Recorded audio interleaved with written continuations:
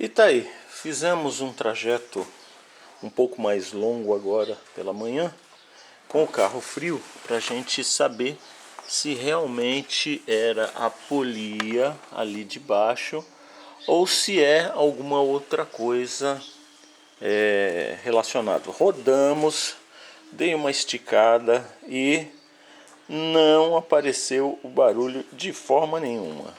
Tá? Inclusive essa correia está muito esticada. Eu não gosto desse tipo de procedimento. Quando fica muito esticado assim é perigoso ela quebrar. Mas nós vamos dar uma olhada agora na polia. Vamos iniciar também testes dinâmicos com o carro para a gente determinar o que exatamente está acontecendo. Mas não apareceu o barulho. É uma coisa maluca isso, né? O carro chega no mecânico, sara.